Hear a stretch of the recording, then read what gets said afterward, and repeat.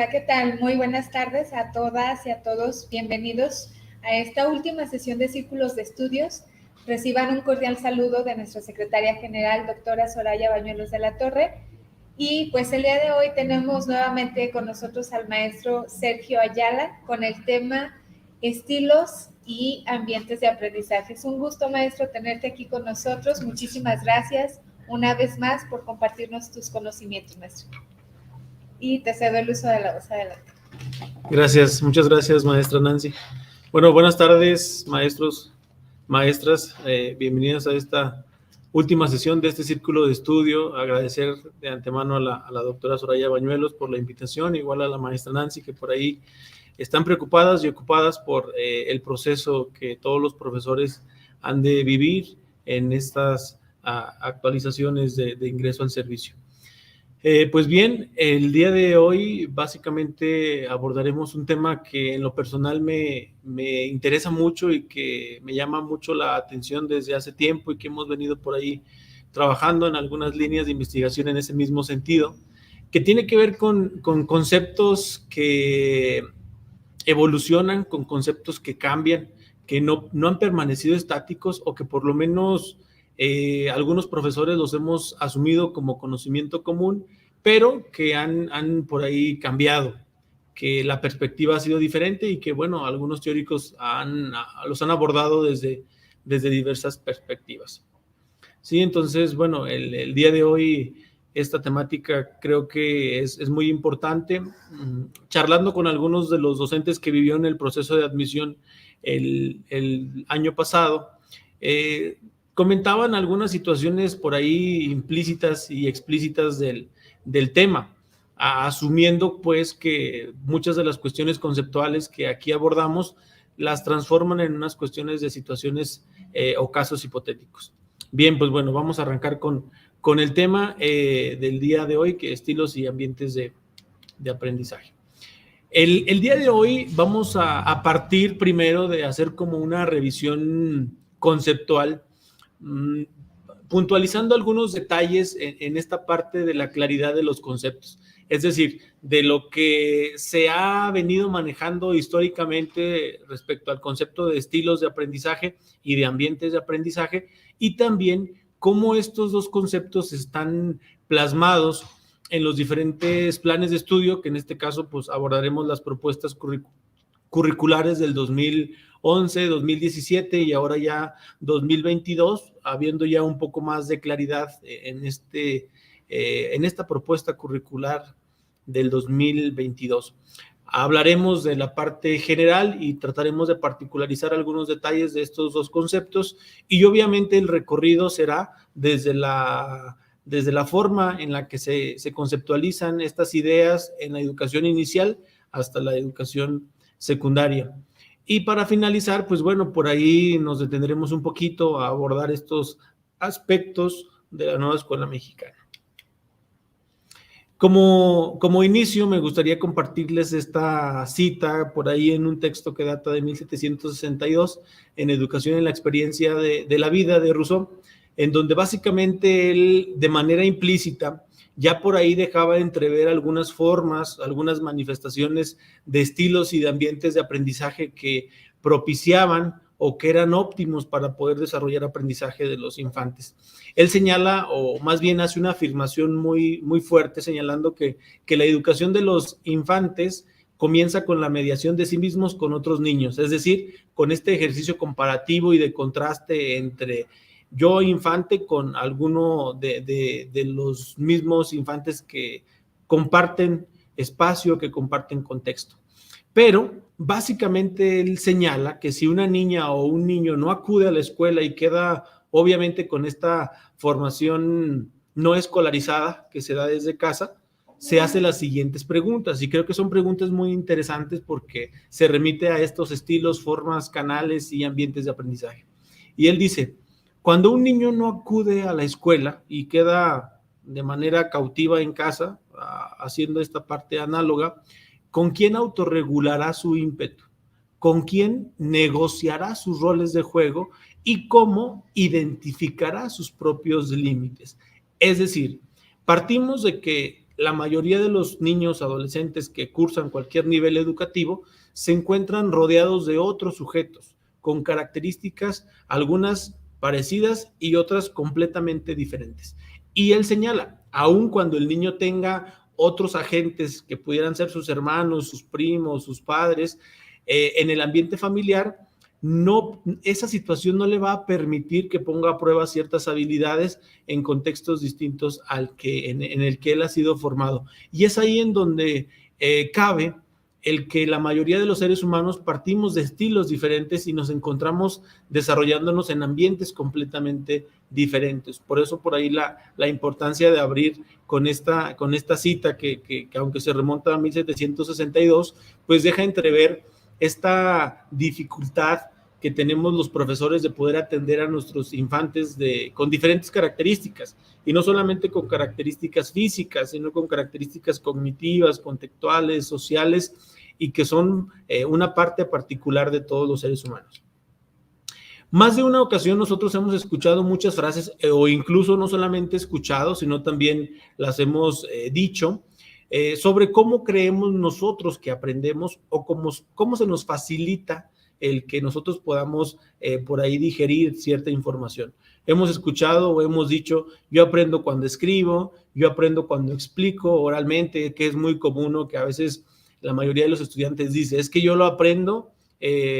muy bien hasta que se lo explico a mi compañero, hasta que se lo explico al profesor o a mi padre de familia. Otros se remiten a yo no puedo estudiar en un ambiente con ruido, que tiene que ver con estos espacios físicos en los que los seres humanos tratamos de desarrollar un hábito de estudio. Hay quienes me señalan, me gusta poner música para concentrarme, que tiene que ver con estas situaciones multitareas que los seres humanos en determinado momento desarrollan, que hay quien puede estar viendo televisión, quien puede estar leyendo un libro, quien puede estar escuchando música, y que bueno, son situaciones particularmente de niños y de adolescentes.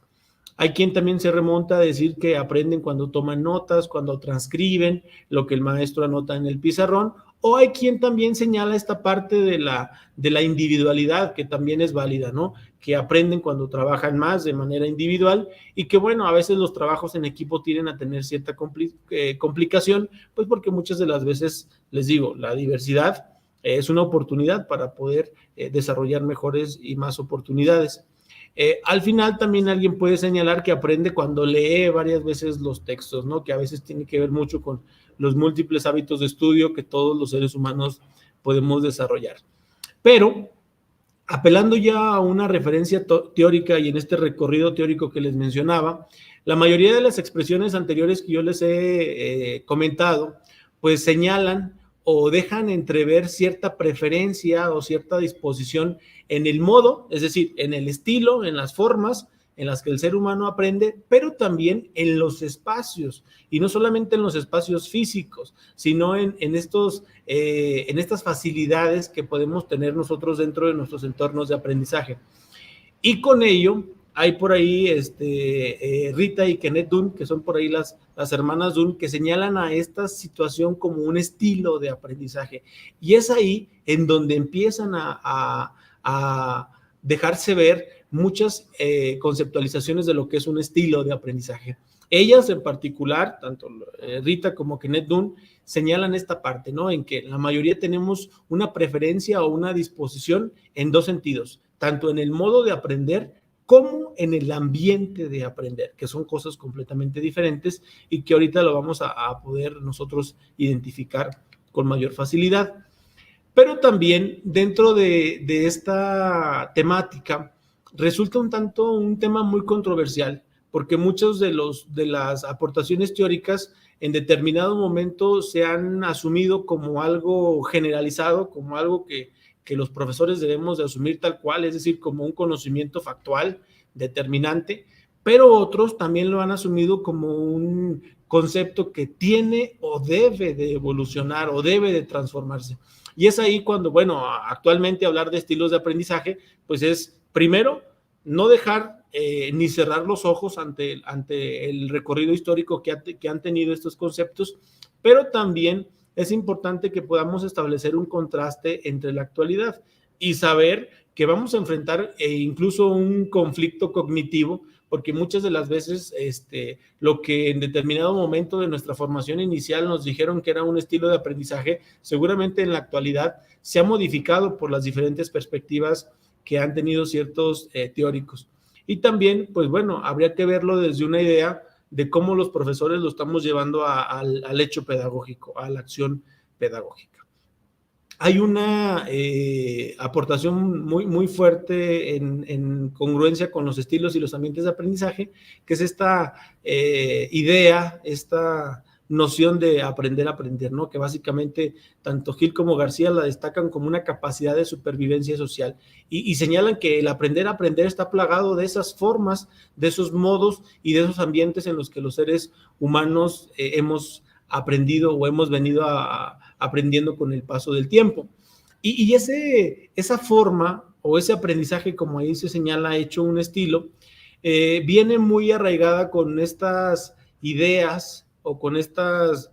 filosofías de los profesores, ¿no? Cuando de repente la mayoría también hemos escuchado que algunos de los profesores han podido exclamar lo siguiente, que dicen, yo enseño como me gustaría que me enseñaran a mí. Y entonces, básicamente esa acción nos remite no a enseñar como a la consideración de los sujetos a los que estamos abordando, sino a mis propias consideraciones. Y es ahí cuando, por ejemplo, ese principio que pudiera ser didáctico, sin embargo, se convierte en un principio operativo, pues porque básicamente no todos los estudiantes tienen un mismo estilo o no todos los estudiantes perciben el ambiente de aprendizaje de la misma manera, ¿no? Y es ahí cuando por ahí se entra este conflicto que les comentaba en un principio.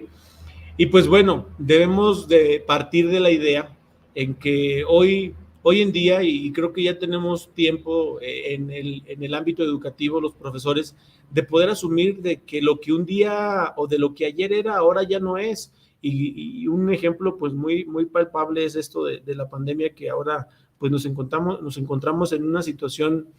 un tanto diferente a cuando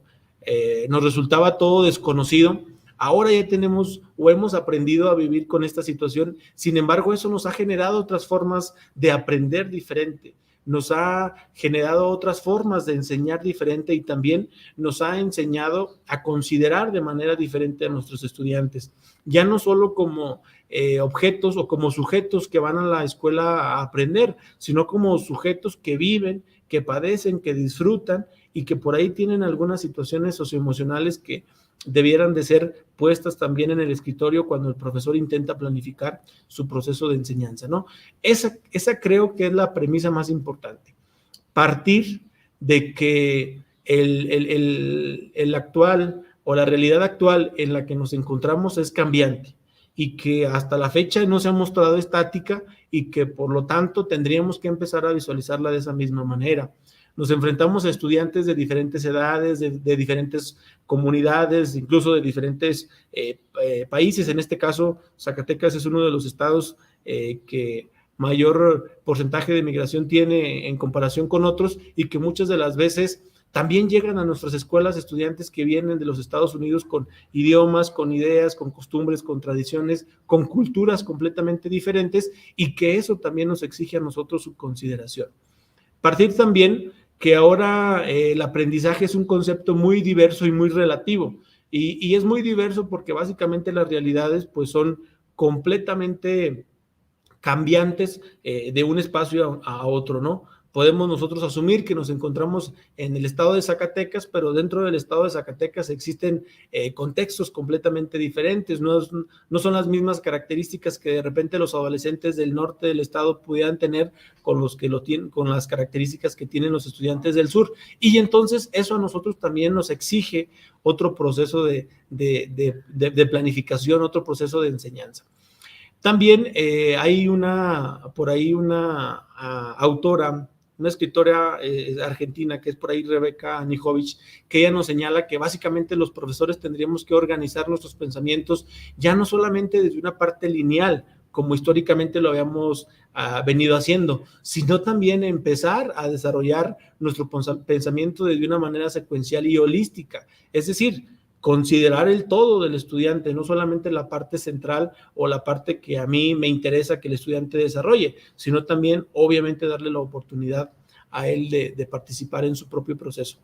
Hemos venido nosotros de diferentes reformas educativas en donde se nos ha dicho que el estudiante al centro, ahora con este diseño curricular donde se manifiesta un término como es la comunidad al centro. Ahorita vamos a abordar un poquito sobre ello y poder dar a conocer cómo estos conceptos de ambiente y estilo están por ahí de manera implícita presentes. También otro de los hechos que ha hecho evolucionar el proceso de conceptualización de estas dos ideas tiene a ver pues las diferentes investigaciones cognitivas que hemos estado siendo testigos la mayoría de los profesores, ¿no? Hemos pasado de teorías que apelan a captar, a retener, a procesar, a almacenar, a recuperar, a analizar, a compartir, a socializar, diferentes intenciones que las teorías que por ahí los profesores retomamos manifiestan y que, bueno, al final del día las teorías nos sirven para ello, para poder comprender la realidad que los profesores vivimos dentro de las instituciones. Y hay que tener en cuenta que el aprendizaje, al hacerse un estilo dentro de la actividad cotidiana que se desarrolla dentro de las escuelas, pues los profesores retomamos de manera ya sea explícita o implícita los estilos de aprender de nuestros educandos. Vamos a revisar si verdaderamente en determinado momento, retomando ciertos autores, lo estamos haciendo de la manera como por ahí lo pudiéramos hacer, bajo una idea teórica, no bajo una idea de lo que yo creo o de lo que yo pienso o de cómo a mí me formaron o de cómo yo considero que debería de ser, ¿no? Sino tener por ahí un sustento teórico que al final de cuentas es lo que nos ayuda a poder comprender nuestra realidad, que por ahí esta misma autora lo demanda como oportunidades pedagógicas. Entrando un poquito ya en este recorrido conceptual de los estilos y ambientes de aprendizaje, por ahí hay una investigación del 2006 muy buena en donde se delegan 3 líneas de acción en el sentido de los estilos y los ambientes de aprendizaje. Y básicamente se identifican 3 problemas muy fuertes y muy importantes. El primero es que se detecta que la mayoría de los profesores tenemos confusión en las definiciones. Y obviamente esto es válido porque básicamente a veces el bombardeo de información de las reformas, a veces, y es importante decirlo, a veces los profesores estamos apenas más o menos entendiendo un proceso de reforma en el actuar real dentro de las aulas y de repente nos llega otra propuesta, ¿no? Y nos tenemos que ir adaptando con el paso del tiempo. Pues bueno, uno de los problemas que por ahí Rodríguez Gómez en una investigación del 2006 señala es que existe una confusión en las definiciones muy fuerte y muy marcada, específicamente en lo que entendemos como estilos y ambientes de aprendizaje. ¿Por qué? Porque básicamente las perspectivas son diferentes y en el ámbito educativo la perspectiva psicológica pues es una perspectiva que está muy apegada a nuestra realidad y que bueno, no deberíamos de cerrar los ojos ante ella, pero sí tenerla a consideración sobre cómo es que estas conceptualizaciones se dan. Esa es la primera y la más importante problemática que ellos detectan, que existe una confusión muy fuerte entre lo que es un estilo y lo que es un ambiente de aprendizaje. 2, al remitirnos a estilos de aprendizaje específicamente, la mayoría de los profesores lo hemos asumido como la aplicación de una prueba, como la aplicación de un test que por ahí nos hemos topado en internet y lo aplicamos a los estudiantes y de repente ya hacemos la aplicación a manera como de examen y sacamos resultados, tabulamos, graficamos y de repente ya tenemos por ahí una sistematización de la información señalando que tenemos tantos alumnos de tal o cual estilo y ese tipo de situaciones, ¿no? Por ahí la mayoría de los profesores hemos caído en esa situación, a lo que Rodríguez Gómez señala como un problema. Y lo señala como un problema, pues porque obviamente él lo aborda desde una parte estadística, es decir, la mayoría de los instrumentos que se aplican para poder conocer los estilos de aprendizaje, en este caso del ser humano de manera general, pues presentan una debilidad en la validez y en la confiabilidad de los instrumentos de valoración. Y ahorita vamos a ver unas unas tablitas de esta información que este investigador nos presenta, en donde, bueno, básicamente de todas las pruebas que nos pudiéramos topar en internet, obviamente retomadas de algún autor o de alguna área en específico, la mayoría carece de validez y de confiabilidad, y que creo que eso es muy importante de tenerlo en cuenta. Por lo menos que si lo hacemos, lo hagamos a conciencia, ¿no? Bajo el mismo proceso. Y 3, él señala que otra de las problemáticas importantes es que existe una identificación de características específicas y obviamente por consecuente un establecimiento de sugerencias para el diseño de actividades didácticas. Es decir, los profesores creemos que el hecho de que yo conozca los estilos de aprendizaje de mis estudiantes va a permitirme generar un mejor ambiente de aprendizaje, y muchas de las veces esa reciprocidad no existe, o por lo menos no se da de la manera en la que debería de darse. Y ahorita lo abordamos de manera puntual. Es ahí donde por ahí Rodríguez Gómez nos dice, ok, y nos plantea la siguiente interrogante, nos dice, bueno, en este bagaje conceptual ya existente, tendríamos que empezar a conceptualizarlos como canales o como estilos de aprendizaje. Y es ahí como el dilema en donde los profesores entramos, porque muchas de las veces quienes por ahí se forjaron en alguna universidad pedagógica o en alguna escuela normal, la mayoría en su proceso de formación inicial manejábamos mucho el término de estilos de aprendizaje y regresábamos de las escuelas de práctica y señalábamos que nuestros estudiantes tenían tal o cual estilo. Sin embargo, en este proceso de investigación citado de Rodríguez Gómez, señala que primero, habría que tener en cuenta que asumir una postura como tal es muy complejo porque básicamente existe un bagaje conceptual muy amplio. Segundo, existen coincidencias y diferencias entre lo que pudiera ser un canal o lo que pudiera asumirse como un estilo de aprendizaje. Y de manera así literal, él señala que los canales de aprendizaje podrían ser asumidos como aquellas formas de percepción sensorial que los seres humanos tenemos de todo lo que nos rodea en el mundo. Básicamente él dice, tendríamos que señalar pues que los canales de aprendizaje se remiten a 3 sentidos que los seres humanos hemos desarrollado: a la audición, a la visión y a la parte táctica o kinestésica. Y es ahí cuando él de repente nos puede meter en un conflicto para poder desaprender, porque la mayoría de los profesores hemos asumido que esos son los estilos de aprendizaje y no los canales de aprendizaje. Por su parte, las hermanas Dunn también señalan que la mayoría de los seres humanos tenemos un canal más desarrollado que el otro. Es decir, que los 3 podemos tener audición, visión y kinestesia. Sin embargo, cualquiera de los 3 está más desarrollado que el otro, solamente que ese se puede denominar como un canal perceptivo líder. Pero ojo, es importante aquí clarificar que ese canal perceptivo líder no permanece estático, es decir, no quiere decir que si a mí mi profesor desde la primaria me dijo que yo era auditivo, no quiere decir que ahora a la edad de 30, 35 años sigo siendo auditivo, sino que el canal perceptivo líder es móvil, se transforma, evoluciona, no se ancla, no se muestra estático ante la estimulación de los procesos de enseñanza que el profesor nos pueda hacer, y que creo que es muy importante tenerlo en cuenta. ¿Por qué? Cuando nosotros tomamos por primera vez algún grupo y que elaboramos un tipo de diagnóstico, es muy común que los profesores hagamos eso, decir, bueno, ¿cuáles son los canales de aprendizaje? E incluso los estilos de aprendizaje. Incluso la mayoría de los profesores recordarán en los procesos anteriores de ingreso al servicio, había pruebas como la famosa planeación argumentada, en donde había una parte diagnóstica en donde se nos exigía el poner cómo eran los estilos de aprendizaje de nuestros estudiantes, y la mayoría nos remitíamos a eso, a la parte auditiva, a la parte visual y a la parte kinestésica. Sin embargo, habría que tener claridad desde qué perspectiva teórica lo estamos abordando, y no solamente por la aplicación de alguna prueba que, como lo decíamos en un principio, pues carecen de ciertas situaciones como lo puede ser la validez y la confiabilidad de la información. Aquí es donde una de las perspectivas más importantes que tiene que ver con el área de la psicología, que es la programación neurolingüística, viene a relucir, pues porque básicamente igual dentro de esta teoría se nos ha dicho y se nos ha comentado que los estilos de aprendizaje vienen plagados de estas tres situaciones, tanto de la audición como la visión como la kinestesia.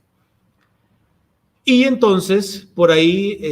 lo importante sería que empecemos a establecer entonces cuál es la relación que guardan o la compatibilidad que pueden tener estos dos conceptos, tanto hablando de canales como estilos de aprendizaje. Y por ahí se señala que estos dos conceptos pudieran ser un complemento el uno del otro, es decir, que en determinado momento el contenido, la situación de aprendizaje que se quiera planificar o que se quiera desarrollar dentro de estos procesos, pues entonces van a delimitar si se habla de un estilo o si se habla de un canal de manera específica. Cuando las hermanas Dunn hablan de este canal perceptivo líder, tratan de poner un ejemplo a manera de analogía y ellos nos hablan de estos canales donde corre agua y en donde básicamente ellos dicen, es que es la entrada de la información a nuestra psique, a nuestro sistema cognitivo para poder decir, ok, ¿cómo lo puedo asimilar yo de mejor manera? Si lo escucho, si lo veo o si tengo algún tipo de contacto. Y es por ello que ellas asumen de manera puntual el hablar de canales de percepción y no de estilos de aprendizaje. Entonces, ahí cuando ellas lo delimitan como canales de percepción, empiezan a tomar un poco de rumbos diferentes, pero a la vez se complementan. Y es como que por ahí Quiñones 2004 lo llega a establecer, en donde ambos, tanto canales como estilos, llegan a generar diferentes formas de desarrollar los procesos de aprendizaje como profesores. Hablando en el referente que por ahí ustedes ven en pantalla, en esta imagen, es como esta cuestión de engrane en donde los dos en coordinación pueden por ahí contribuir a que se pueda retomar en el proceso de enseñanza. Y pues bueno, creo que el proceso de conceptualizarlos nos llevaría la revisión teórica que ahorita vamos a ver de manera general, pero que es importante que aterricemos las ideas en el siguiente sentido. Al final de cuentas, la idea de revisar este recorrido histórico no es como para que al final no aterricemos en nada, sino para que básicamente nosotros podamos conceptualizarlos, pero desde diferentes ideas o desde diferentes autores. Y el primer punto a considerar para aterrizar estas ideas sería que tengamos en cuenta que el estilo de aprendizaje sí puede ser desarrollado a través de estrategias de enseñanza y aprendizaje. Es decir, que nosotros podemos incidir de manera directa en cuál es mi estilo de aprendizaje y no que el profesor venga y me aplique un test para que me diga cuál es mi estilo de aprendizaje, sino que en el estilo de aprendizaje obviamente yo debo de tener una incidencia importante y que bueno, a su vez, obviamente cuando yo diga o tenga incidencia en conocer mi estilo de aprendizaje, pues obviamente ahí va de cajón el canal de percepción, que es esta parte que ya decíamos hace un momento, retomando las palabras de las hermanas Dunn.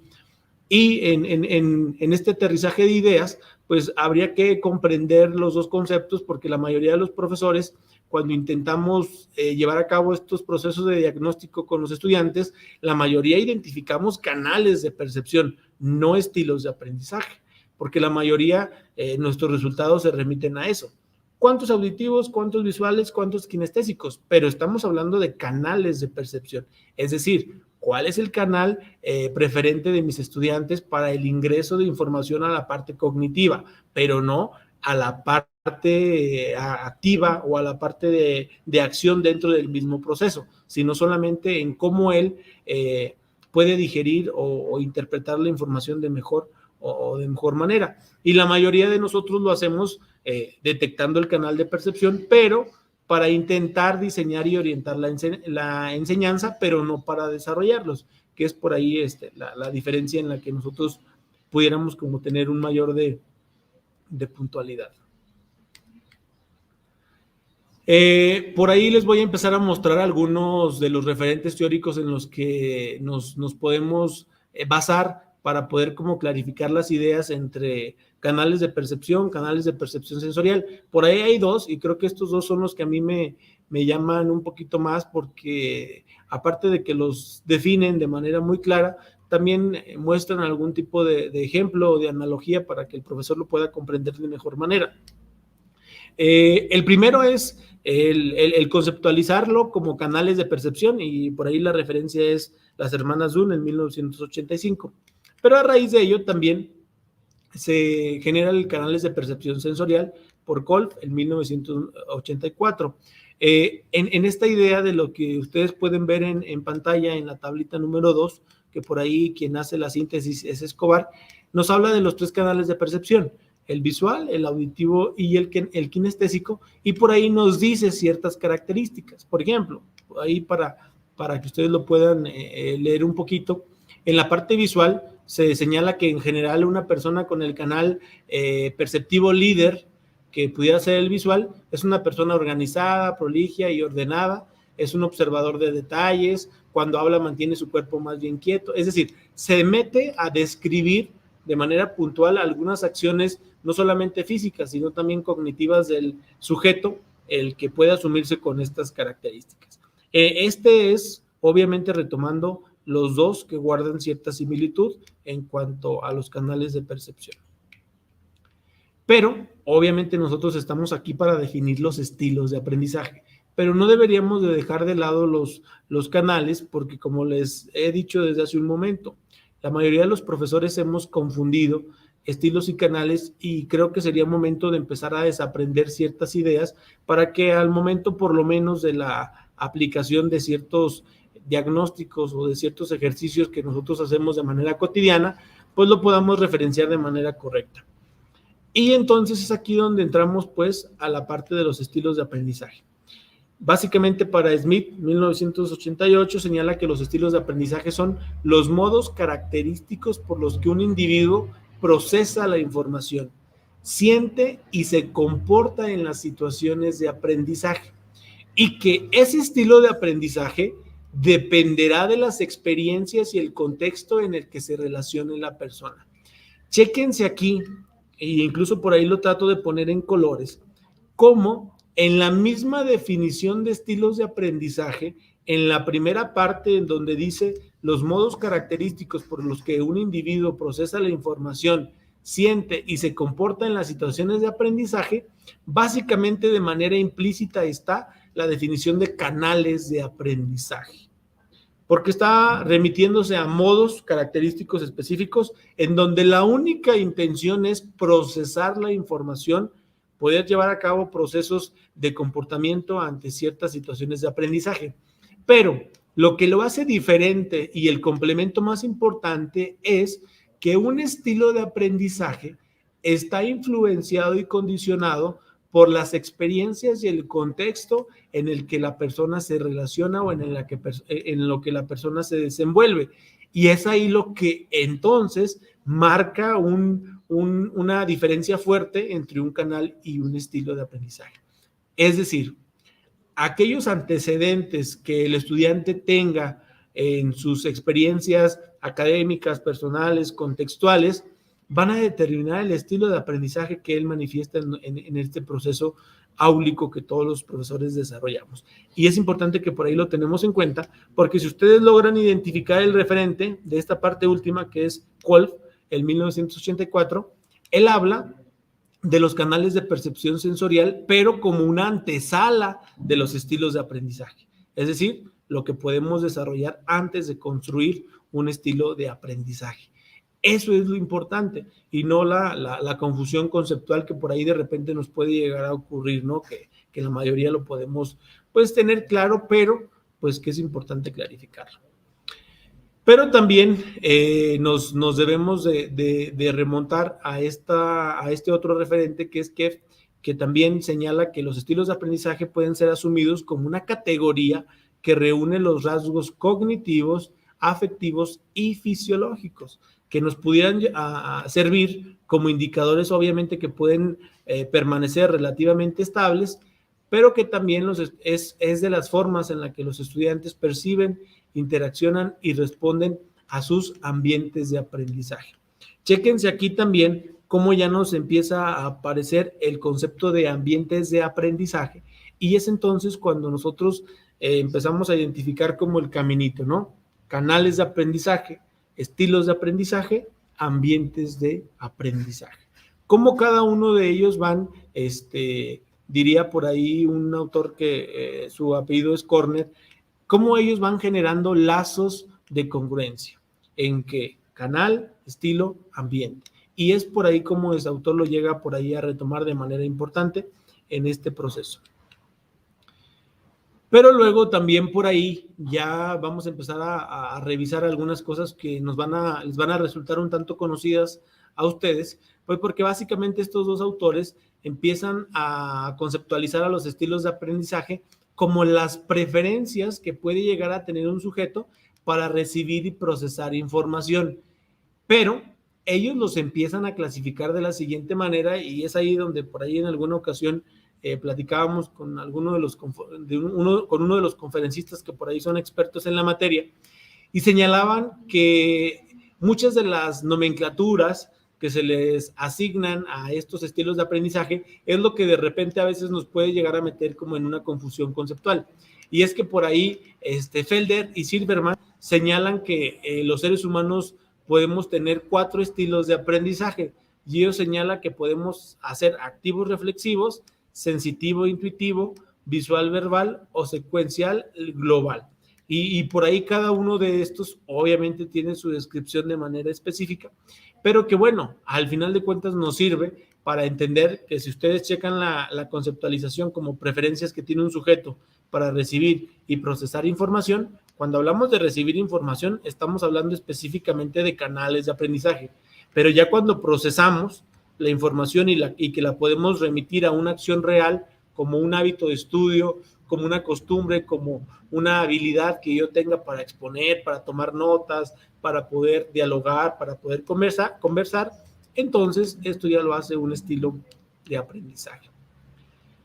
Igual con Kolb, que es por ahí otro de los autores que por ahí ya habíamos mencionado, sin embargo aquí existe ya una clasificación diferente, pues porque él señala que la mayoría de los estilos de aprendizaje tendrían que ser categorizados en 4, valga la expresión, en 4 categorías: en convergente, en divergente, en asimilador y en acomodador, mismos que también obviamente tienen la parte descriptiva, y que bueno, no deberíamos de perder de vista si en determinado momento nosotros como profesores decidimos retomar esta referencia bibliográfica para poder nosotros clasificarlos de tal o cual manera, ¿no? Sin embargo, en la clasificación que él hace, pues obviamente también parte y señala la antesala de asumir los canales de aprendizaje como tal, y luego ya los estilos de aprendizaje como una respuesta o como un resultado.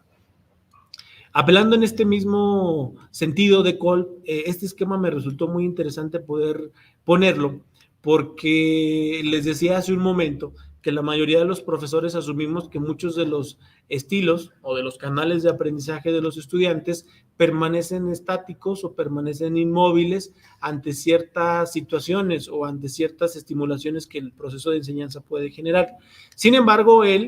Kolb, en este esquemita nos señala que no, que la mayoría de los estilos están en constante cambio, están en constante evolución, y que, como por ahí señalaban las hermanas Dunn, podemos nosotros asumir que podemos tener en determinado momento un estilo perceptivo líder. Sin embargo, eso no quiere decir que nosotros lo podamos conservar por el resto del tiempo o por el resto de experiencias que se vayan a vivir en este proceso formativo. Y entonces es importante tenerlo en cuenta, ¿no? Que no son estáticos, que se encuentran en movilidad constante, y que mucha de esa movilidad está determinada por la parte de estimulación que el profesor genera en el proceso de enseñanza, que eso obviamente lo delimita y lo genera de manera importante. Y lo genera de manera importante tan fuerte por el mismo esquema que Kolb sigue destacando. Y él nos dice que la mayoría de los profesores nos remitimos a un estilo de enseñanza porque la mayoría asumimos que así fuimos formados, que así nos enseñaron, pero a la vez estamos coadyuvando a generar un estilo de aprendizaje, ¿no? El decir, bueno, así estoy generando el que mis estudiantes aprendan. Y él, en este esquemita que pareciera ser muy simple, él señala que cuando nosotros nos introducimos a generar un diagnóstico de grupo, por ejemplo, la primera pregunta que nos hacemos es, ¿cómo aprenden mis alumnos? Pero también nos dice, no te olvides de ti, profesor, también pregúntate cómo enseñas tú. Es decir, cuál es el proceso de enseñanza que también tú generas para que nosotros podamos entender cuál es el diagnóstico que vas a obtener en este mismo proceso. Creo que eso es muy interesante para que por ahí lo podamos tener en cuenta, porque, pues, siendo sinceros, la mayoría de los profesores nos hacemos la pregunta, ¿no? De cómo aprenden mis alumnos, pero muy pocos nos hemos preguntado el cómo enseñamos nosotros y cuál es la relación que guarda el que mis estudiantes tengan cierto estilo de aprendizaje y el que yo tenga cierto estilo de enseñanza. Y por ahí, en otro de los referentes teóricos que nos pueden ayudar a poder como tener un sustento o un fundamento, por ahí llegan estos dos, que es Honey y Mumford, que por ahí ya es una investigación más actual, en 1992, y que ellos empiezan a clasificar, y que también esto va a ser como conocido para muchos, a clasificar los estilos de aprendizaje como igual en 4, pero los empiezan a llamar como activos, reflexivos, teóricos y pragmáticos. Y por ahí obviamente los empiezan a definir a cada uno de ellos para que por ahí pues tengan la referencia importante. Pero una de las cosas importantes que ellos señalan es que los estilos son evolutivos, no estáticos. Y por ahí ya lo marcan de manera fuerte y sin ningún tipo como de por ahí de tapujo. 2, los estilos pueden ser diferentes en situaciones diversas. Y 3, los estilos deben mejorarse, no deben quedarse solamente en que, bueno, yo me asumo como un estudiante reflexivo, pero solamente me quedo en que soy un muy buen observador, sino que tengo que dar el paso a ser un estudiante analítico, precavido, que pueda por ahí ver un poco más allá de lo superficial y que ya no solamente sea como esta parte global que la mayoría ve, ¿no? Sino que sea un proceso individual. Pero estas 3 características habría que tenerlas en cuenta. Los estilos de aprendizaje evolucionan, pueden ser diferentes en situaciones diversas y deben de mejorarse, deben de pulirse. Y por ahí en este rescate teórico con estos dos autores, señalan que es importante no utilizar los estilos de aprendizaje como una herramienta para clasificar a los alumnos en categorías cerradas. Y me da un poco de risa porque la mayoría hacemos todo lo contrario. Utilizamos los estilos de aprendizaje para clasificar a los estudiantes, para categorizarlos. Y de repente esas categorías son muy cerradas porque decimos, ok, en primer año tenía 5 alumnos auditivos, 5 alumnos kinestésicos o 5 alumnos visuales. Y de repente seguimos con el mismo grupo en segundo año, pero la mayoría asumimos que el canal o el estilo de aprendizaje sigue prevaleciendo y no. Hacemos todo lo contrario que los mismos autores nos recomiendan. No utilicemos a los estilos de aprendizaje como una herramienta para clasificar a los alumnos en categorías cerradas. Demos la oportunidad de que la diversidad de enseñanza que nosotros le podemos brindar a los estudiantes les ayude a potencializar otros estilos, ¿no?, de aprendizaje, otros canales de aprendizaje. Si de repente yo me he dado cuenta que la mayoría de mis estudiantes en la situación X que yo le propongo para la enseñanza manifiestan como la audición, como el canal perceptivo líder, pues entonces, ¿por qué no potencializar otro tipo de canal sin necesidad de favorecerles el que ya lo tienen desarrollado, ¿no? Habría que nosotros estar de manera importante puliendo esos detalles y no solamente dar como preferencia o beneficiar al que los mismos estudiantes ya tienen y que muchas de las veces la mayoría de los profesores creo que coincidimos en eso. Hay muchos estudiantes que solitos caminan y que por ahí nosotros solamente vemos cómo ellos avanzan y cómo van desarrollando y construyendo su propio proceso. Pero entonces también habría que empezar a fijarnos en esas áreas que deben de potencializar, obviamente hablando en cuanto a los estilos y o canales de aprendizaje. Pero Fue en el 2017 en donde surge un artículo que por ahí nos llamó mucho la atención, nos llamó mucho la atención por el cuerpo académico de investigación que estamos por ahí desarrollando. En alguna conferencia que asistimos, se nos presentaba esta idea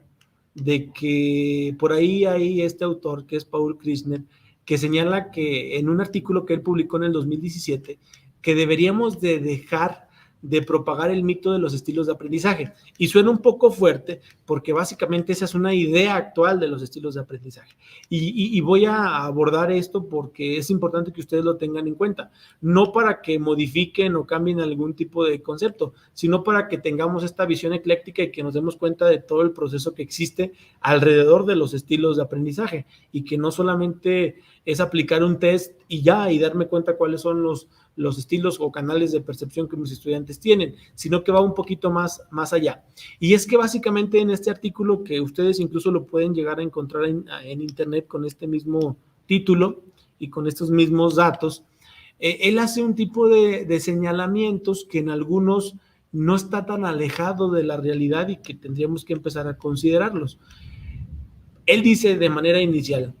pensar que porque aprendo mejor de una forma deba tener como consecuencia una adaptación de la enseñanza, obviamente hablando en el profesor, él señala eso como un problema y lo señala por lo siguiente.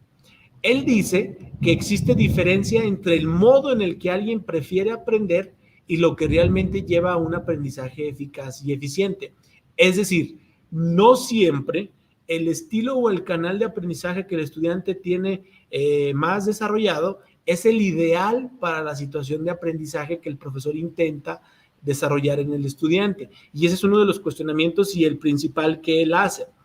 No tendría que estar condicionando la enseñanza las formas o los estilos con los que aprenden los estudiantes, porque seguramente no siempre ese va a ser el medio eficaz para poder desarrollar el aprendizaje. Esa es la primera y les decía hace un momento, no suena tan descabellada la idea, sin embargo, un poquito ya más adelante, él señala que las preferencias de estudio no son estilos de aprendizaje, y es lo que les decía. La mayoría asumimos que porque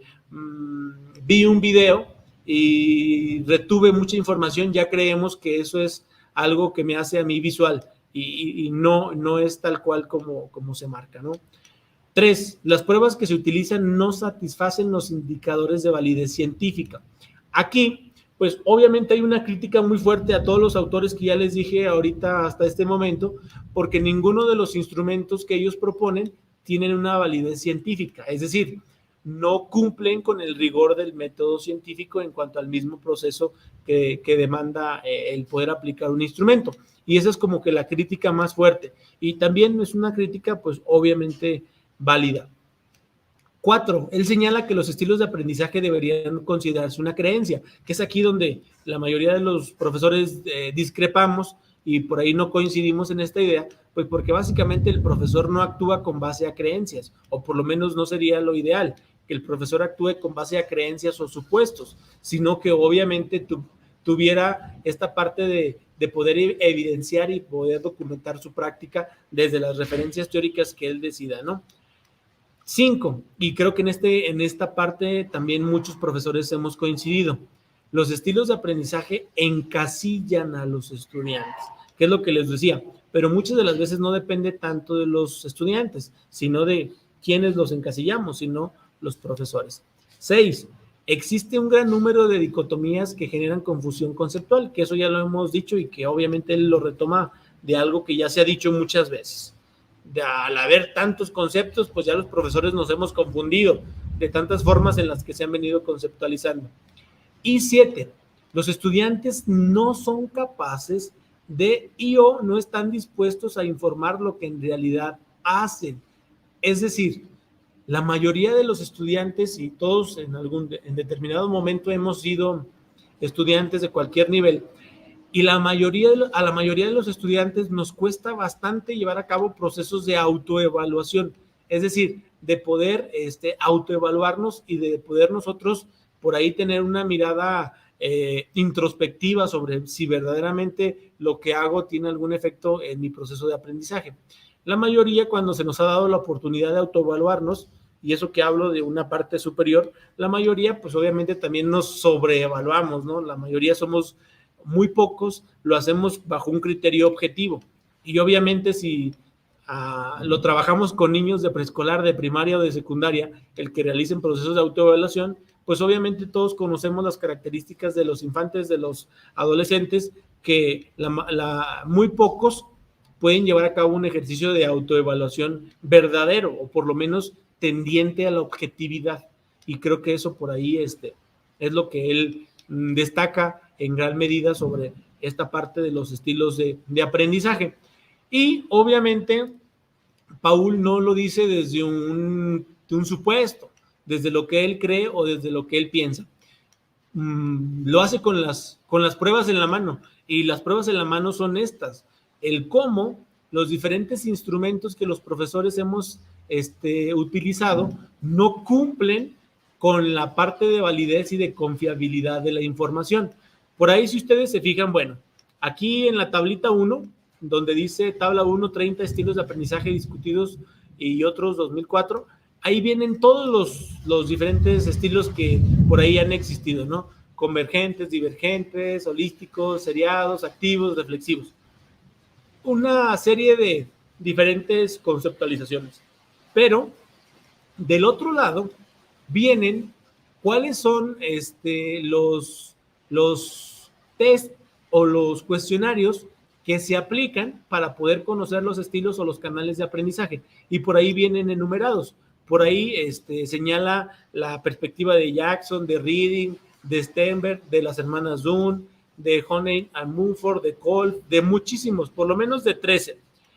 Y si ustedes se fijan, por ahí la parte de consistencia interna, fiabilidad de prueba, validez de la prueba, validez predictiva, que son elementos importantes de la validación de instrumentos en el método científico, muy pocos son los que cumplen con el criterio. De hecho, él dice que ninguno lo cumple. Y entonces, al asumirlo de que ninguno lo cumple, por ejemplo, si ustedes logran ver la X dice que no satisface el criterio, y por ahí el guión medio dice que falta evidencia o que no está claro, y que por ahí, como el primero, que es el de Jackson, por ahí pudiera tener algunos elementos como de ser como el que más tiende a cumplir con todos estos requerimientos del método científico, pero los demás no. Los demás tienen muchísimas X en donde el criterio no se satisface. Y ojo, maestros, muchos de ellos son los que nosotros hemos aplicado para poder conocer cuáles son los estilos o los canales de aprendizaje de nuestros alumnos. Entonces sí es importante que por ahí lo podamos tener en cuenta, y que de repente no lo asumamos como algo 100% verídico, sino como algo que me ayuda a mí a tener un acercamiento a las características de mis estudiantes, pero que no es un conocimiento absoluto y determinado, sino que está cambiando y está evolucionando con el paso del tiempo. Por eso esta temática es a veces tan controversial, porque muchas de las perspectivas teóricas que se revisan, algunas se contraponen, otras se complementan, y por ahí otras van en caminos completamente diferentes. Y por ahí él trata como de decir que no es el único que piensa eso. Por ahí cita a varios autores que por ahí en la parte descriptiva llevan por ahí como a señalar, ¿no? E incluso por ahí este último, en donde dice que la teoría de estilos de aprendizaje ha logrado convertirse en un conocimiento común. Y es lo que les decía hace un momento. La mayoría de los profesores ya de manera automática, casi automática, asumimos que tenemos tantos auditivos, visuales, kinestésicos, reflexivos, pragmáticos o activos. Sin embargo, lo hemos asumido como un conocimiento común.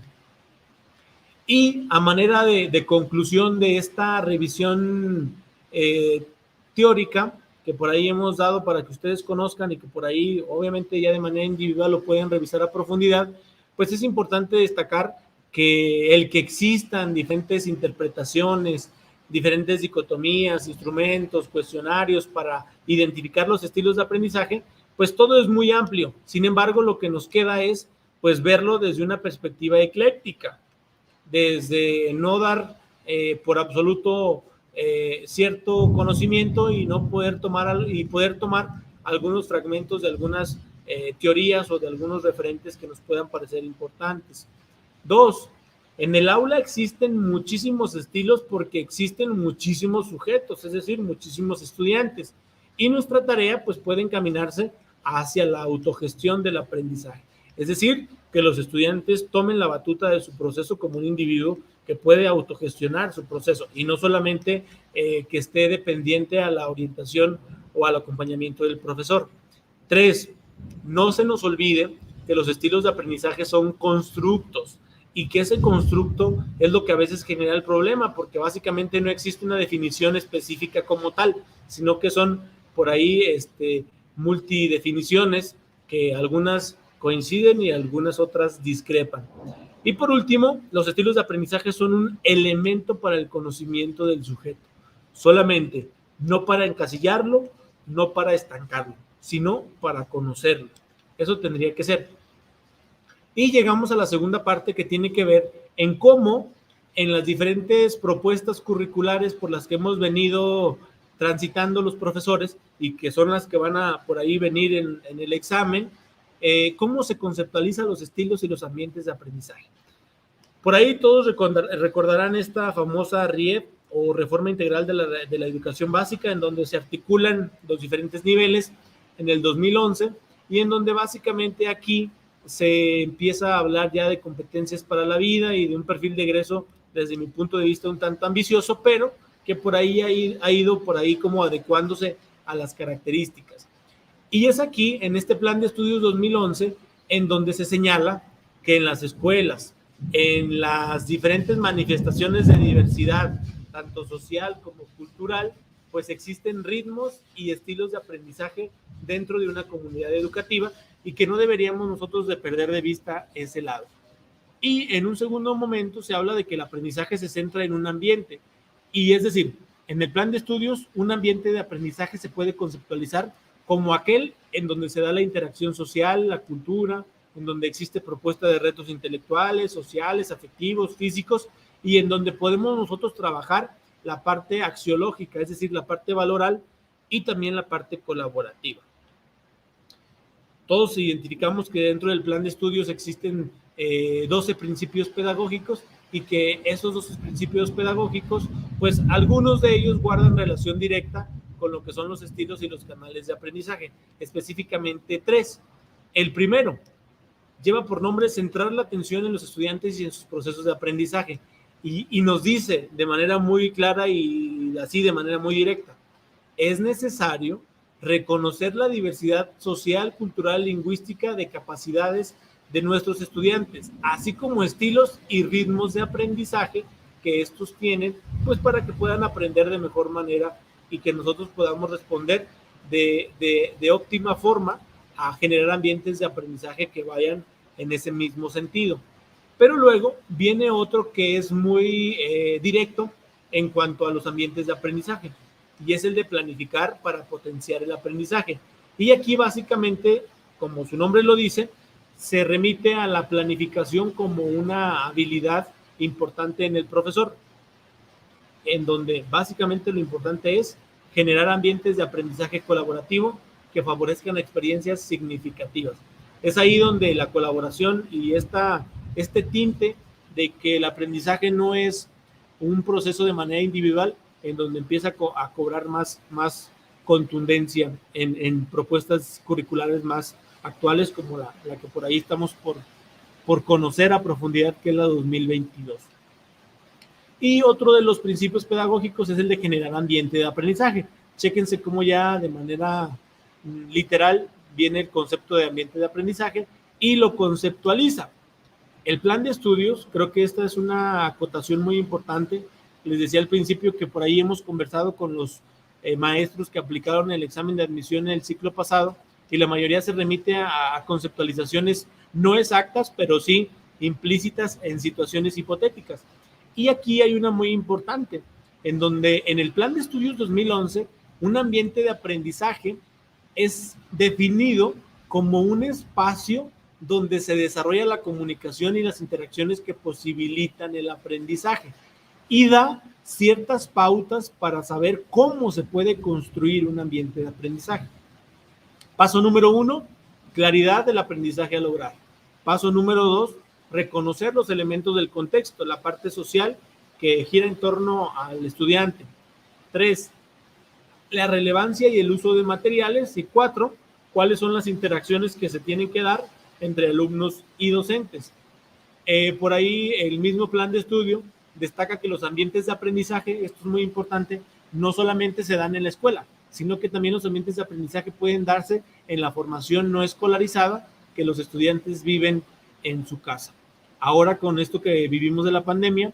la mayoría de los estudiantes estaban viviendo ambientes de aprendizaje en su casa, y no porque estuvieran encerrados en casa, sino porque la mayoría de las situaciones del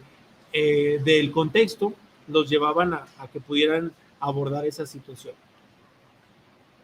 Ambientes de aprendizaje, pues obviamente todos conocen el Plan de Estudios 2011, habla de principios pedagógicos, rasgos de perfil de egreso, los enfoques de cada una de las asignaturas, las competencias para la vida, los aprendizajes esperados y los campos de formación, pero también los marcos y parámetros curriculares para la educación indígena, específicamente en escuelas multigrado, y esto que ahorita en ese plan se dejaba ver como lo que era la parte tecnológica o la parte tecnopedagógica en la parte educativa, que era la gestión de habilidades digitales, las por ahí habilidades digitales para todos. A manera de conclusión de esta revisión, debemos de tener en cuenta que, bueno, en el Plan de Estudios 2011 señala que debemos de reconocer los estilos y ritmos de aprendizaje como parte de una diversidad en la que se tiene que considerar para desarrollar aprendizajes significativos. 2, que no tendríamos que asumir un posicionamiento hacia una teoría en específico sobre los estilos de aprendizaje, lo que les decía hace un momento. Incluso en el Plan de Estudios 2011 hay la recomendación del abordaje de ciertos referentes teóricos que no son algunos muy parecidos, pero que por ahí es importante considerarlos. 3, los ambientes de aprendizaje deben de considerar a los estilos de aprendizaje para su diseño, que es lo que les decía casi cuando arrancábamos. Estos lazos de congruencia que deben de existir entre canales, estilos y ambientes de aprendizaje. Y pues los ambientes de aprendizaje tendrían que abordarse desde una perspectiva genérica, obviamente bajo una postura personal. Hemos dejado el Plan de Estudios 2011 un poquito atrás sobre cómo ellos conceptualizan a estilos y canales y ambientes, y ahora entraríamos en la propuesta curricular de aprendizajes clave, que por ahí todos conocemos y que la mayoría en este momento trabaja dentro de las escuelas de educación básica. Pues aquí básicamente, como todos sabemos, la gran diversidad de las personas que convergen dentro de la acción educativa, pues tienen ciertas situaciones tanto personales, físicas, económicas, sociales, y la mayoría puede estar determinado o enfocado a un estilo o a un canal específicamente. En el Plan de Estudios 2017 o aprendizajes clave, como todos conocemos, existe esta parte de distribución en estos grados transicionales que parten desde la primera etapa hasta la cuarta etapa, y que todos y cada uno de ellos requieren ciertas consideraciones para poder abordarlo de mejor manera. En este caso, por ahí, el mismo plan nos da una conceptualización de ambientes de aprendizaje, y por ahí le hemos nombrado como una renovación del concepto de ambientes de aprendizaje, porque por ahí ya a diferencia del 2011, ya la puede conceptualizar de diferente manera. Ustedes pueden checar esa definición en los aprendizajes clave, específicamente en la página 40, en donde se señala que la mayoría de los ambientes de aprendizaje están o deberían de estar siendo generados en aulas en donde se propicie un aprendizaje activo, un aprendizaje situado, autorregulado, un aprendizaje que esté dirigido a metas, un aprendizaje colaborativo y un aprendizaje que facilite los procesos sociales de conocimiento y de construcción de significado. Que por ahí, obviamente, cuando destacábamos nosotros esta parte de la renovación de los ambientes de aprendizaje, también esta misma propuesta curricular echaba una mirada a decir, ok, en educación básica podemos estar conceptualizando como ambiente de aprendizaje, pero No se nos olvide que también el hecho de transformar lo que ocurre en las aulas de educación básica, pues que las escuelas formadoras de maestros también alineen esas perspectivas y no solamente que ocurra en la parte de educación básica, ¿no? Sino desde que los profesores se forman, lleven a cabo el desarrollo de estos ambientes de aprendizaje. Dentro de esta misma propuesta curricular, como ya todos conocen, pues las dimensiones y los diferentes dominios, criterios e indicadores del perfil docente, aparece la idea de un buen maestro y señala que un buen maestro es aquel que diseña ambientes de aprendizaje y los diseña bajo las características que ya les mencionaba hace un momento. Una de las características más importantes de esta propuesta curricular es este grado de flexibilidad que nos da o que nos otorga. La mayoría de ustedes recordarán estos como situaciones que por ahí se nos invitaba a los profesores para poder pues contribuir de manera directa en las condiciones locales que teníamos en nuestras escuelas. El diseño de ciertos cursos, de talleres, clubes o diferentes situaciones hacían que pudiéramos diseñar un currículo flexible para la parte local de mi institución. Sin embargo, esta parte de la flexibilidad curricular nos dirigía a ambientes de aprendizaje diseñados específicamente para las necesidades de mi escuela. Y entonces eso apelaba a considerar ciertas problemáticas que vivía en mi entorno escolar, a considerar ciertas problemáticas del contexto de los estudiantes, a considerar ciertas situaciones de los propios maestros o estudiantes de la institución, y eso hacía que también la parte flexible pueda ser conceptualizada dentro del Plan de Estudios 2017 como algo importante de los ambientes, dentro de los ambientes de aprendizaje. En este recorrido, que creo que es más importante la puntualidad que tiene el aprendizaje es clave, pues nos empieza como a marcar cómo desde la educación inicial se conceptualizan canales, estilos y ambientes. Por ejemplo, en la educación inicial se señalaba que los canales de aprendizaje de los niños, de los bebés que por ahí cursan la educación inicial, hablando de esta parte de los 0 a los 2 años, pues que tienen canales de aprendizaje en desarrollo, pero que la mayoría de los estilos de aprendizaje de estos niños están basados en el juego. Chéquense cómo aquí en educación inicial sí se puede contemplar la diferencia entre un canal de aprendizaje que está en desarrollo en los niños y cómo un estilo de aprendizaje nos denota específicamente las formas en las que los estudiantes se acercan al conocimiento, que en este caso es mediante el juego. Por ahí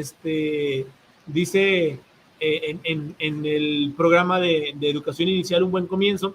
que la mayoría de las situaciones de aprendizaje que se generan en la educación inicial parten de esta premisa que es de Brunner, en donde dice, donde antes había un espectador, ahora hay un participante. Y entonces esa situación hace la consideración tanto del canal como de los estilos de aprendizaje de los niños. En la educación inicial, los ambientes de aprendizaje tienen o son conceptualizados como espacios donde se desarrollan las relaciones de vínculo, tanto un vínculo estable como seguro entre los niños y los agentes educativos que por ahí coinciden en el proceso formativo. En este sentido, decía el programa que el ambiente de aprendizaje es más abarcativo que un ambiente físico o un escenario, como pudiera ser delimitado en una primaria, en un preescolar, en una primaria o en una secundaria. Aquí va un poquito más allá a la parte física o palpable del ambiente de aprendizaje. Voy por ahí a brincarme esta situación de la educación inicial que tiene que ver con ciertas consideraciones que nosotros como profesores habría que tener, obviamente específicamente los docentes de educación inicial, para poder conceptualizar.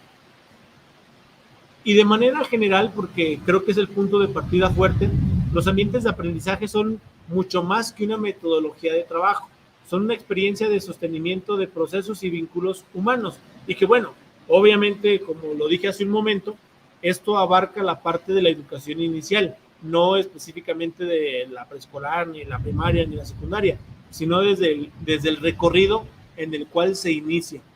Ustedes ahora en el plan de estudios que entrará en vigencia en 2022, con esta propuesta, se habla de fases y la fase inicial, pues es la educación inicial, ¿no? Como el punto de partida. Y por eso es importante conceptualizarlo desde el principio para que luego podamos entender de la siguiente manera los otros niveles, ¿no? Y en conclusión de la educación inicial, se habla de que aquí los ambientes de aprendizaje se conceptualizan como dispositivos de acompañamiento, sabedores de que obviamente los niños requieren de un agente educativo que les oriente, que les acompañe y que forme parte de su proceso. En la educación preescolar, igual los ambientes de aprendizaje son considerados como experiencias e interacciones con el medio físico y social, que por ahí, si ustedes se fijan, siguen prevaleciendo algunas ideas de la educación inicial, pero a diferencia de la educación inicial, acá ya empieza a existir una clasificación en lo que se requiere fortalecer y ampliar en los estudiantes, que en este caso son sus capacidades, sus conocimientos, sus habilidades y sus valores, porque obviamente existe esta categorización que se da en este proceso. En educación primaria, aquí llama mucho la atención porque los ambientes de aprendizaje se recomiendan, según el aprendizaje es clave, que estén plagados de diálogo, de debate, de esta parte de comunicación entre los diferentes niños y los diferentes profesores, en donde se sepa qué es lo que les interesa, qué es lo que sienten, qué es lo que piensan, qué es lo que opinan sobre cualquier situación o sobre cualquier fenómeno, y a su vez esta situación favorecerá pues algunos criterios como de confianza, de seguridad, para que ellos puedan verbalizar sus experiencias y que obviamente tengan estas oportunidades de aprendizaje. Repito, no solamente en la formación escolarizada que se da en la escuela, sino también en la no escolarizada que se da en la familia y en la comunidad. En la educación secundaria, por aquí ya el ambiente de aprendizaje toma un sentido un poquito más complejo o más elevado, pues porque se empieza a aprovechar las diferentes situaciones y características de los adolescentes para que formen parte de estos ambientes. Es decir, la mayoría puede estar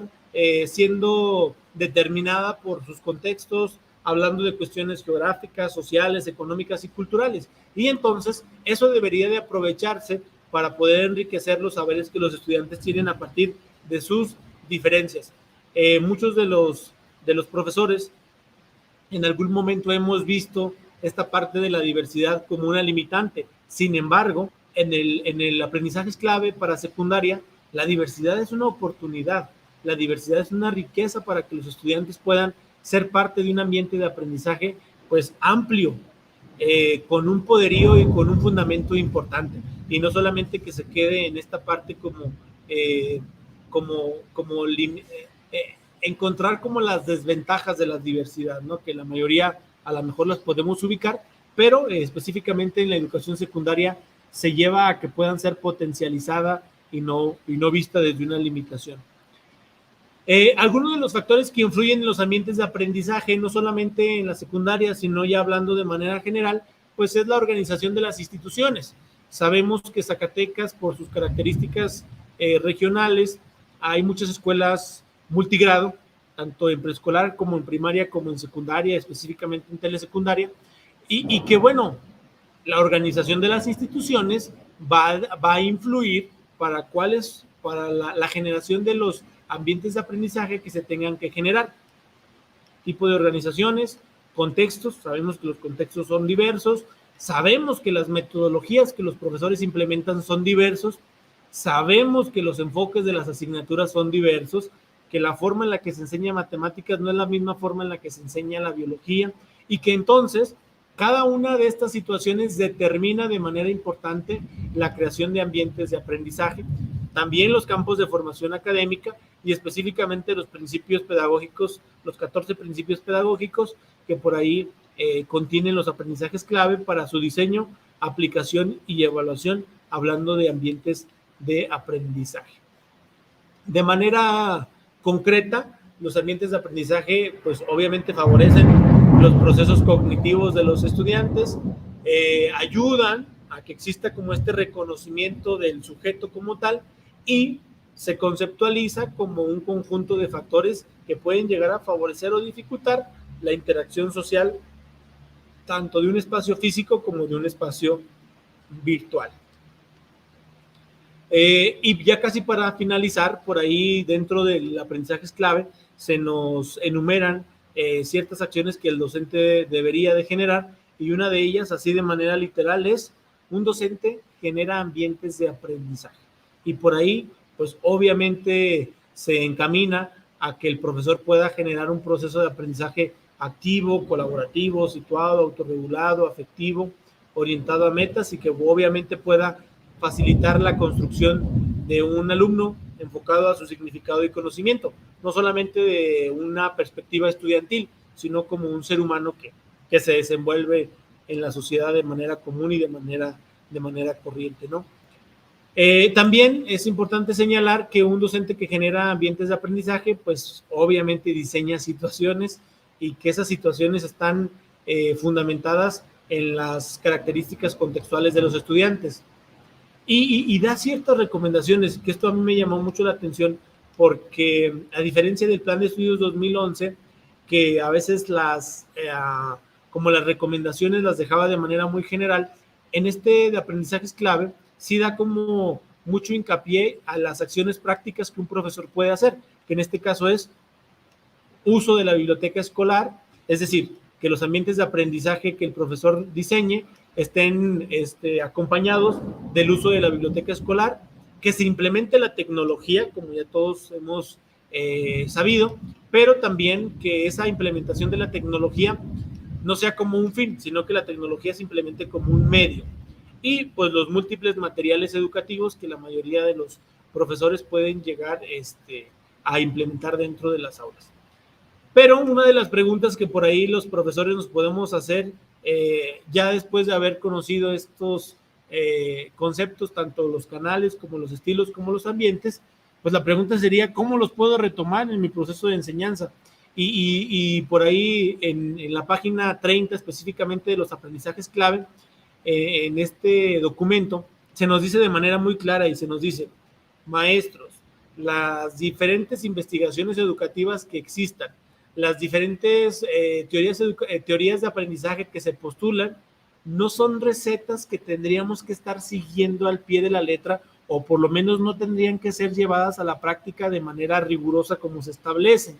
sino deberíamos de entenderlas para poder trazar pautas que nos puedan a nosotros ayudar a generar esos ambientes de aprendizaje, a retomar esos estilos de aprendizaje y a retomar esos canales de aprendizaje. No verlo como una parte rigurosa y por ahí muy específica que habríamos que seguir, sino como esta parte de retomarlo, de conocerlo para poder trazar mi propio proceso, y no que lo tenga que por ahí a abordar tal cual. Otro de los conceptos muy importantes que el aprendizaje es clave 2017 manifiesta es el de comunidades de aprendizaje, que por ahí es un término que ha sido pues ya un poquito más conocido, y que por ahí las comunidades de aprendizaje nos lleva a que podamos entender que la escuela pues es una organización social, una organización que está en constante dinamismo y que a su vez maneja ciertas complejidades, pues porque básicamente la escuela se asume como una comunidad de aprendizaje, porque ahí convergemos todos los miembros para construir conocimientos, habilidades, actitudes y valores, y que entonces eso nos permite el poder atender ciertas problemáticas o ciertas situaciones a las que nos podamos enfrentar. Y también un concepto que por ahí está muy ligado a lo que hemos venido revisando son los ritmos de progreso, que por ahí se cita en el aprendizaje es clave a Judith Messi, que por ahí nosotros hemos escuchado, el concepto lo hemos escuchado como ritmos de aprendizaje. Sin embargo, ella lo manifiesta como ritmos de progreso. Esta es una definición que por ahí ya la había señalado, pero que es importante que la tengamos en cuenta. Maestros, en el aprendizaje es clave 2017, la definición específica de ambiente de aprendizaje es que es un espacio en el cual existen interacciones en 4 dimensiones. Una, en quién, que es el alumno, 2, en con quién, que es con los docentes u otros profesionales de la enseñanza, 3, en qué, que es el contenido, y 4, dónde y con qué, que son los medios y los recursos, en este caso instalaciones y tecnologías que los profesores podemos utilizar para llevar a cabo el proceso formativo. Hemos llegado a la parte casi final, que es donde ya vamos a así dar como un brochazo de la parte de la propuesta de la nueva escuela mexicana, que les digo, hace un año no lo teníamos tan claro, pero que ahora ya existe como esta parte de borrador, en donde hay algunas cosas que todavía están en construcción, pero que lo más importante es lo siguiente. Cuando hablamos de ambientes de aprendizaje, nos remitimos a lo que se hace en la práctica educativa en el día con día, que por ahí esta es una orientación pedagógica de la escuela mexicana, de la nueva escuela mexicana, y que nos dice que los ambientes de aprendizaje tienen estas 4 características. Deben de poseer un diagnóstico de grupo, es decir, el ambiente inmediato al que el profesor va a tratar de mejorar. Debe de tener una organización de los contenidos, debe de haber una selección de estrategias metodológicas y debe de existir un proceso de evaluación de la parte del proceso. Y entonces es importante tenerlo por ahí en cuenta. Y creo que vamos a finalizar por aquí con esta lámina, que es por ahí algo que ustedes recientemente acaban de conocer, que es como esta parte del plan y programas de estudio de la educación básica 2022, en donde se nos dice que los ambientes de aprendizaje tienen que estar dirigidos por los ejes articuladores del currículo, que como ustedes saben, son estas partes por ahí como hojitas que están en la parte de afuera, pero también los ambientes de aprendizaje deben de estar involucrados con los campos formativos, que son los de la parte casi central, y como todos ya hemos conocido y que es algo que todavía estamos asimilando, esta parte de la comunidad al centro como un eje articulador de los procesos educativos. Esto es básicamente lo que nosotros habremos de tener en cuenta en este proceso actual y ir conociendo el recorrido que se va dando de los canales, estilos y ambientes de aprendizaje. Y para terminar, pues la única recomendación, maestro, sería de que identifiquemos esos lazos de congruencia entre los canales, estilos y los ambientes de aprendizaje para poder llevarlos a la práctica de mejor manera. Y creo que por ahí de mi parte sería todo. Por ahí hay una lista de referencias bibliográficas que fueron tomadas para llevar a cabo esta presentación. Obviamente se les recomienda que pudieran revisarlas a profundidad. Y pues bueno, les agradezco este espacio de socialización y por ahí seguramente coincidiremos en otros nuevos espacios. Muchísimas gracias y hasta luego. Al contrario, maestro, agradecerte a ti por compartirnos tus conocimientos y a ustedes, maestros y maestras que nos acompañaron en cada una de las sesiones de Círculo de Estudio. A nombre de nuestra secretaria general, la doctora Soraya Bañuelos de la Torre, agradecerles su puntual asistencia y participación. Muchísimas gracias, nos vemos, hasta la próxima.